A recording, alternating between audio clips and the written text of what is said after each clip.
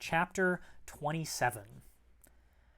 Petrick's eyes opened, and in the haze between sleep and waking, the inky black of the unlit bunk above him seemed like it was crashing down toward him.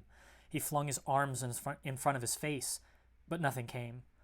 A moment later, his bleary eyes adjusted to the dull blue floor lights, and the bunk above was exactly where it had been when he'd fallen asleep.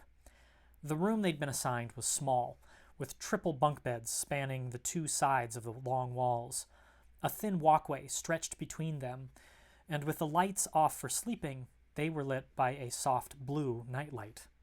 He peeked his head out the side of his bottom bunk. He saw that Haber was silent, with eyes closed across the way from him, recharging in the other bottom bunk. Looking upward, he saw a leg slung over the side of Susie's top bunk on the far side, and he heard Barry's soft snore in the middle bunk directly above his own. Everyone was still asleep. They had been completely wiped out by cleaning the mess hall, which had been quite the monstrous task. It had taken them a couple hours, but they'd finished and then passed the stars out. Except for Petrick and Clark. The small dog was sitting down by Petrick's feet, shivering. Petrick rubbed his forehead where the dream had left its stabbing pain. It was exhausting, waking like this. He was thankful, at least, that the sickness seemed to be waning with each night. The fatigue from the sleeplessness, however, was doing the opposite. He was increasingly exhausted and increasingly sleepless. He lay in bed and tried to go back to sleep, but after mere seconds, he knew it was going to be impossible. Petrick swung his legs out from under his thin blankets and down onto the floor, which was cold to the touch. He quickly slipped on socks and stood, feeling entirely unable to sit still, let alone lie back down in his bunk. He wobbled, but stayed upright. We really are in this together, huh? He thought, looking at Clark. He cocked his head to indicate that the pup should follow him, and he cracked the door that led out into the hallway open a smidge. Barry snorted behind them, but when Petrick looked back, he could see that everyone was still fast asleep. He and Clark slipped through the door and closed it softly. The corridor was brightly lit. The lights, it would seem, were one of the few things on the Red Robert that were mostly in good working order, at least in the walkways. Petrick's foot caught on a cable laid haphazardly across the floor, and he grabbed onto the wall just in time to avoid falling to the floor. No wonder the lights out here had to be maintained. One would break one's face otherwise, tripping on the clutter. All the better for keeping quiet and sneaking around. The crew quarters turned out to take up a rather large section of the vessel.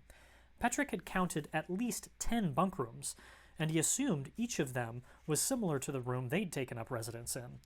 Beyond those were the mess hall, another room piled even higher with junk, that said wreck on the door, and a set of bathrooms with lines of showers and sinks. In the next section was the circular area where they'd first hidden on board in the ducting system. It appeared to house the various control rooms for the Red Robert, including the cockpit, which Clark and Petrick didn't dare go close to. Off that circular area were corridors to staterooms, which was where Captain Balta's quarters were, and where Dedrin and Eris seemed to be staying.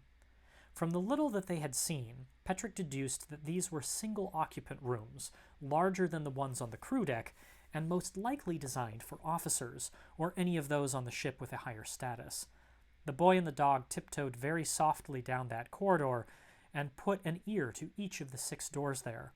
He could hear Dedrin and Eris whispering to each other through one door, and some clanging around in the other, which he assumed must be Balta.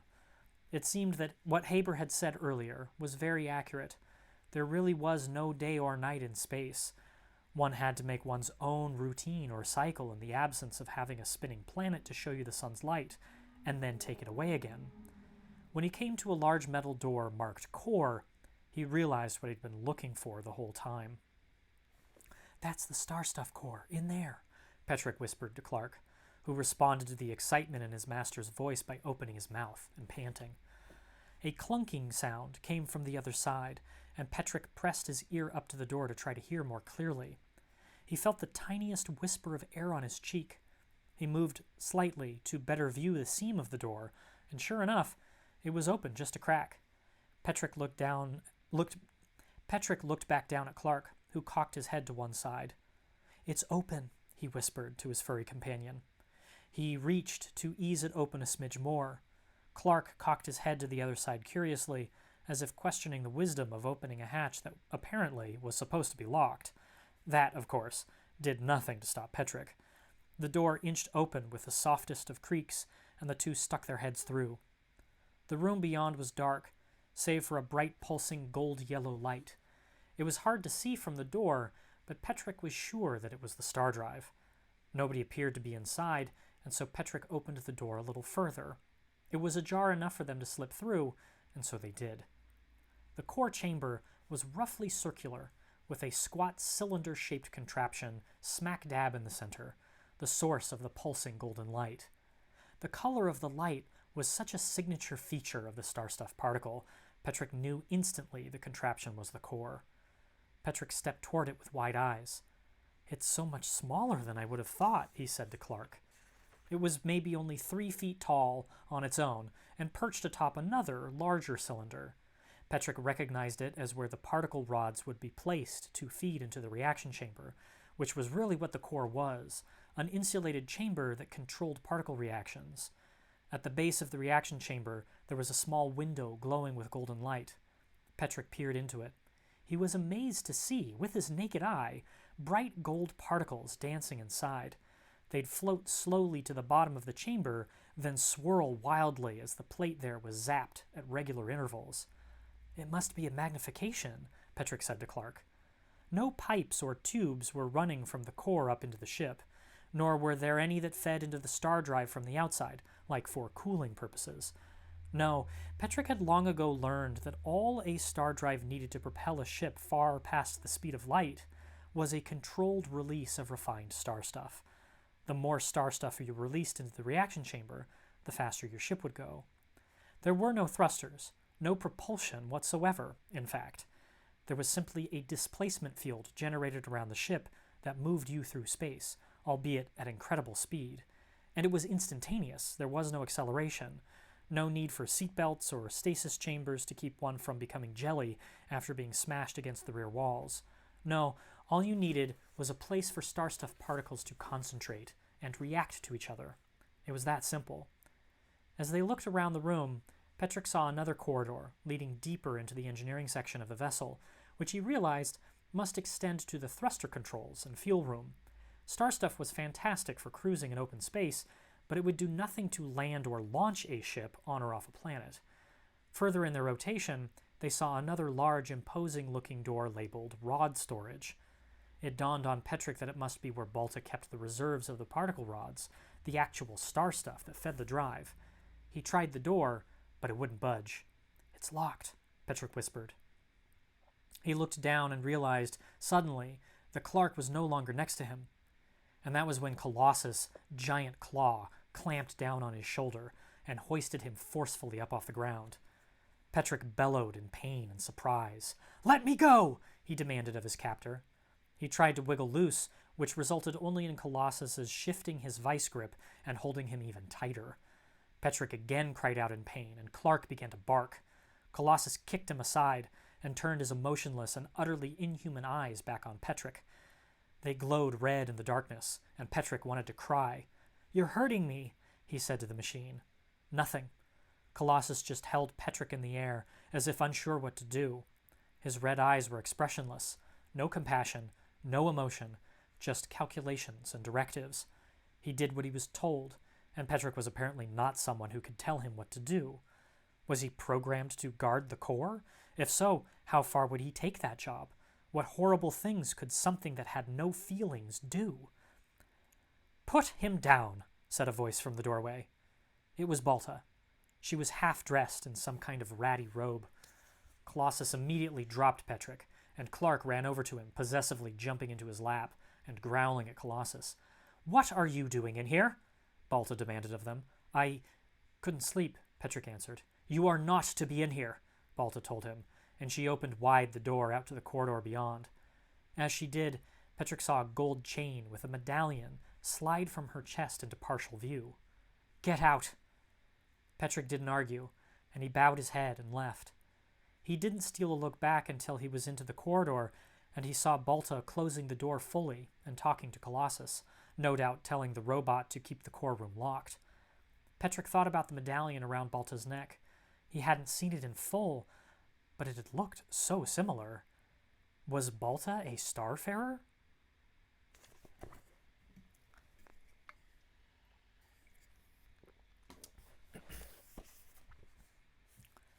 I saw an actual reaction chamber today. The statement slipped out. Petrick had taken to doodling idly while his father was scratching away at the blackboard, stuck on the same lesson since the distress call had taken over and invaded their time together. It was a rude reminder, even before the Hornets inevitably came, that these dreams had never just been dreams. They were recordings, programs, incredibly built for spontaneous interaction, yes, but they were not real. The figure with a pleasantly confused face turning toward him was not his father, even if it called him son. "You did?" the man asked curiously. "I wasn't aware that there were any working star drive cores on Indikar." "I'm not on Indikar anymore, Dad," Petrick replied, the impatience he was feeling seeping into his tone. "I told you that last night, remember?" But the projection couldn't possibly remember that. Petrick had seen its memory reset over and over and over. The question, then, became a rhetorical one, and an expression of his frustration at the situation, which grew with each sleeping moment he gained no rest from. "I'm coming to help you," he said, looking back down at his doodling. Oh, sorry, I read that wrong. "I'm coming to help you," he said, looking back down at his doodling. "Help me?" Fenton asked. "Don't be silly, Petrick, I'm just fine." He came over and sat down next to his son in the grass and nudged him with his shoulder. "Why don't you tell me about this core that you saw?" "I didn't get to see it for very long." "Well, what did you see?" "It was smaller than I thought it would be." "They don't need to be very large. Starstuff is microscopic, after all. Still, the ship is pretty big. You'd think it would have been the size of an entire room or something. It's captained by this...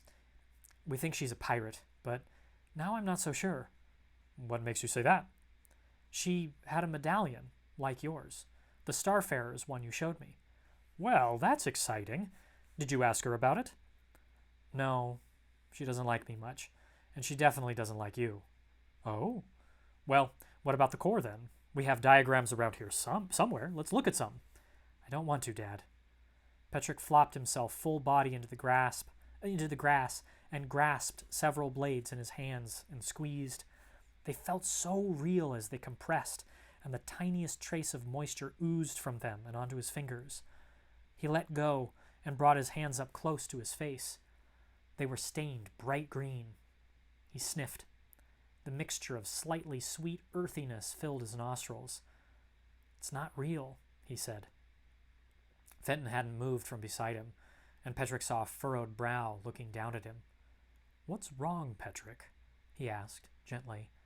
Petrick shook his head. "You wouldn't understand." "Whatever it is, you can tell me," Fenton said. "It's no use, Dad. You won't understand." "Why else am I here, son, if I can't help you? Tell me what's wrong. We'll figure it out together."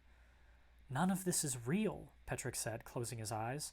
"The grass isn't, these lessons aren't, this field, the sky, you, nothing. You aren't real, Dad. That's why you can't help me." Petrick felt a hand on his forehead, stroking gently. He opened his eyes and saw that his father was smiling. "Of course I am real, Petrick," he said. "This field is real. My words are real." He tapped his son's forehead. "I may not be with you right now physically, but I am here." Fenton tapped the ground around them. "It doesn't count if you're just in my head. That doesn't make you real." "We're talking right now, aren't we?" "But Dad, I'm asleep right now. I'm just dreaming you. That's not real." "It is absolutely real. You think because I am a projection injected into your unconscious that I'm not real, or that I'm incapable of understanding." The statement of self-awareness took Petrick by surprise. His father's image smiled even more. "I know who I am," he said, "and I know you are my son just as I am your father. A piece of him, anyway, but a real piece left behind to be with you, to teach you, and to listen to you, and to help you when you need help. That's why I exist, son. That is my purpose." Your father is certainly many things, but I am just that thing. I am that piece of him. So, tell me, what is wrong?" The words were like stinging nettle. The simple, straightforward declaration of self-knowledge made it all that much worse. When the sound of the roaring hornets rose in the distance, they made him realize why hearing those words was so painful. "They're coming," he said to his father. "They'll be everywhere in a moment, and I won't even have you here anymore." "Who's coming?" Fenton asked, looking up into the distance, then back at his son. "Petrick, please tell me what's wrong. Let me help you." In his mind, the thought bubbled up and rose and rose and rose, impossible to ignore. Why not? So far, ignoring the reality of what was coming hadn't worked one bit. Perhaps he was supposed to ask this piece of his father for help. This time, it was certainly too late. But next time? "Okay, listen. You sent me a message. You need my help, but I can't understand what you're saying." "A message?" Fenton looked confused. The hornets were roaring closer. "Listen," Petrick said, pulling his father's face toward him.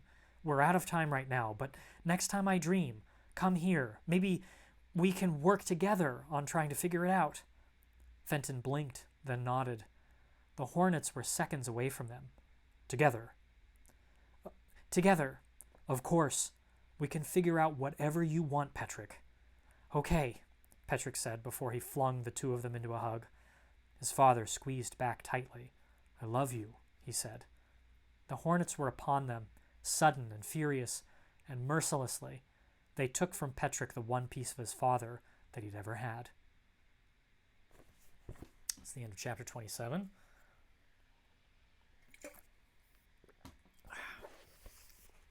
Chapter 28.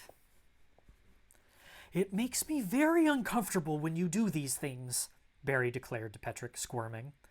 "It was closed and locked," Susie added. "Yeah, but not last night," Petrick said back. "It was open last night." "We're obviously not supposed to go in there," Barry interjected, becoming exasperated. "That's what locked doors mean. Don't come in, but you always go in anyway, through every locked door, whether you're supposed to or not. I don't like that you do that. It makes my chest feel like I can't breathe, Petrick, and I don't like it. It's ruining my appetite." The children were in the freshly cleaned mess hall, eating another of Haber's delicious breakfasts. Breakfast, of course, being a relative term out in the eternal night as they were. In space, you could have 2 breakfasts in a row, should you so desire. Balta, Dedrin, and Eris were not present this time, perhaps because their schedules were different. "I wasn't going to do anything," Petrick said. "I just wanted to see it. I've never seen one in person." "Well, it just makes me feel anxious," Barry said, popping a morning fruit chunk into his mouth. Petrick thought Barry's appetite looked just fine. "It doesn't make me feel interested or anything like that. It was just so pretty, you guys. It glowed with this orange color that lit up the whole chamber." "Caution would be advised, Master Petrick," Haber weighed in, setting down a fresh plate of strips. "Particularly around our grumpy captain." "Well, it was beautiful. You could see inside the reaction chamber, see the Starstuff dancing in there." "I thought you said that Starstuff particles were too small to actually see," Barry said, still looking at his meal. "It must have been under magnification," Petrick answered. "I wish you could have seen it." There was a pause. "That does sound neat," Barry said finally. After ensuring the children had enough food, Haber returned to the cooking area to make more for their host. Susie was pushing the remainder of her breakfast around her plate, so she was nominated to take it to Balta. She nodded, deep in thought. "Why do you think Captain Balta is so mean?" she asked, eventually. Haber turned from his cooking to look at her. "What do you mean?" asked Susie. "Petrick, for example. She doesn't like him because of his dad. Why? She's always got that smushed, angry look on her face." "You mean like this?" Barry scrunched his face up and squinted his eyes. Petrick laughed. It was a pretty dead-on impression. Haber didn't laugh. "Stop that, Master Barry," he said. "It isn't kind." Barry stopped, but Petrick was still chuckling. He got a withering look from Haber. "You would have to ask the captain," he said to the 3 of them, "but I would hazard a guess that Captain Balta used to work in the Starstuff mines. That sobered the discussion. Petrick frowned. "How do you figure that, Haber?" he asked. "That expression, which you all find so amusing, where she squints her eyes, is likely due to the fact that the captain can no longer see very well. Anyone who has prolonged exposure to Starstuff mining loses the majority of their eyesight, especially when looking into a bright light source." "That's why she couldn't see Barry and me on the gangplank," Petrick said, remembering how Balta had squinted right at them as they were sneaking on board. Haber nodded. "The ramp lights would have been right in her face." "Why does that happen in the mines?" Susie asked. "Remember, the wandering giants are planets without a star, Master Susie," he said, turning back to his cooking. "There is no sunrise on them. As in deep space, it is always night, and darkness dims the eyes. They break down from atrophy, and permanently, if left in the darkness long enough." Haber preemptively waved off a question from Barry about the big word. "Atrophy means to gradually decline from underuse, Master Barry. In the days where Starstuff was overflowing, miners weren't allowed to work for very long, and they'd be rotated out to avoid exposure. From what Mr. Dedran and Miss Arras described of the draft and mines running dry, such work precautions no longer exist." "Okay, so why would that make Balta not like Petrick so much?" Susie asked. "Or his dad? What do they have to do with it?" "My dad was supposed to be the savior," Petrick theorized for the android. "He was going to fix all this, find the source, shut down the mines, save the galaxy. And he didn't. People believed in him, and then he disappeared. Maybe they were left waiting, just like me."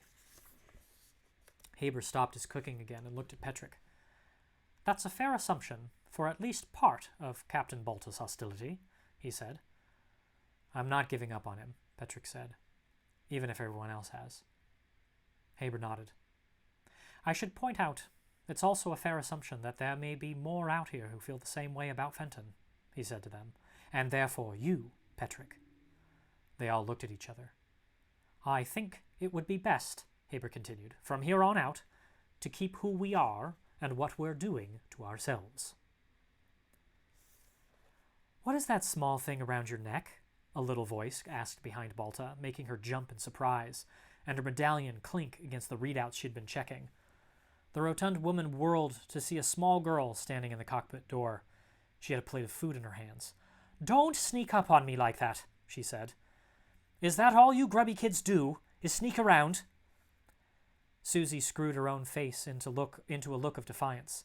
"I'm just bringing you a plate of food because Haber told me I had to," she said. "It's not my fault you were so into your stupid screens, or whatever they are, and you didn't hear me." Balta harumphed. "It's polite to announce yourself, little girl," she said. "I'd rather be rolling in a shallow grave than taking pointers on politeness from you, Captain," she said with complete conviction. Balta laughed. She could tell it took Susie by surprise. She stood there awkwardly, with the cooling plate of food in her hands. "You have a mouth on you," Balta said to her between chuckles. She frowned in response. "You can wipe that scowl off your face, girl," she said. "I appreciate someone with a dose of the unexpected." "Your food is getting cold." Balta nodded and rose from her chair to grab the plate before plopping back down and stuffing her medallion back into her shirt so it wouldn't get in her food. She ate mostly with her hands, and she grunted after a moment in satisfaction. "So," said Susie, "what is that thing?" She pointed to the medallion. Balta grunted without stopping the food shoveling and pulled it out for Susie to see. She stepped forward and Balta held it close to her face. It was dingy, covered with grime from years of unwashed fingers, but Susie could make out a symbol of Starstuff and some small writing. "Never defeated," Susie read. Balta yanked it from her grasp and pulled it back into her shirt. "Is that some sort of pirate phrase?" Balta swallowed. "I'm not a pirate," she said. "That's a Starfarer's medallion." "Oh," said Susie, recognizing the reference. "Petrick's dad was one of those." Balta's face darkened. "The Seeker was never a Starfarer. He's a traitor." "You're very unkind to my friend, for no reason." "I and any other captain have reason enough to throw you to the stars, girl." Balta smacked her plate down on her panel next to her as if to punctuate her report. "You mean because of his dad?" "Yes, exactly." How do you know he's so bad? Have you ever met him? The Seeker? Balta sputtered. Of course not. But everyone knows he's a traitor. I don't. Maybe everyone's wrong. Fenton the traitor abandoned...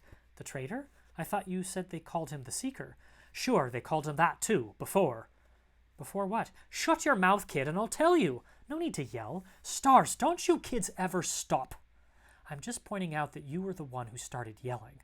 And if you don't shut your mouth, I'm not going to answer any of your questions. Susie folded her arms. Balta harumphed, then picked her plate back up from the console. We called him the Seeker when we all thought he was looking for the source, like he was a hero. I always thought he was full of it. You didn't think he could find the source? Oh, come on, kid. There is no source.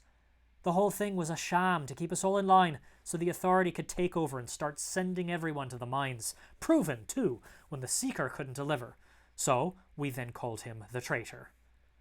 Balta ate in silence for a moment. The authority sent you to the mines, didn't they? Balta didn't answer. Haber says it's why you squint so much. Your robot should stick to cooking breakfasts. So you blame Petrick's dad for all that? Maybe. Maybe not. I don't know. But there's no way I want the son of the man labeled the traitor on my ship. Fine. Susie turned to leave, and then stopped and turned back. Just know that Petrick is the smartest person I know, she said. Smarter than you or me. And if he says we're doing the right thing, I believe him. And so should you. You should think about what your stupid medallion says, because Petrick is my family, and I'll never give up protecting him. Aren't you orphans? I thought orphans didn't have any family. Susie's face reddened, and she stepped up to get right into Balta's face. She was so close, Balta could see she was quivering. The first time I met Petrick, he used an electric shocker, which he made himself, to stop 3 kids twice our size from taking my dinner, for the 3rd night in a row. He was 4. He gave me half his own food so I didn't starve. He's always looked out for Barry and me, and I look out for him. If a family is anything different than that, I don't want any part of it. Clang, clang, clang. Balta jumped for the 2nd time in as many minutes. The almost empty plate of food clattered to the deck. It was the proximity alarm. We're here, said the pirate captain, peering at her readouts. The wall. And that's the end of chapter 28. Oh my God, you guys. First of all, thank you for listening. I'm going to take a little sip of water. I have to say, it's been a while. It's been a couple years, obviously, since I wrote this book. And I definitely remember everything better than I even thought I did. But it's such a... Thank you for letting me do this, is what I want to say. It's such a treat to read some of these scenes. Because I remember them, but I also forget, you know? I love Susie. She's one of the hardest characters. She was one of the hardest characters for me to write.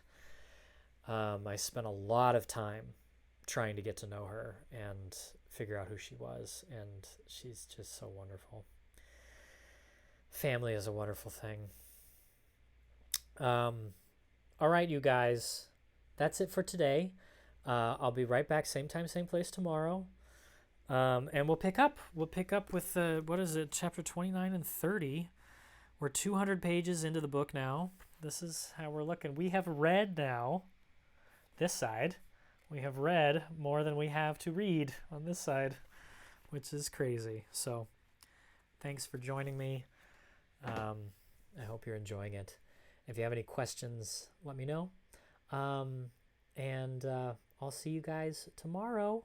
Have a good evening, everyone. Bye.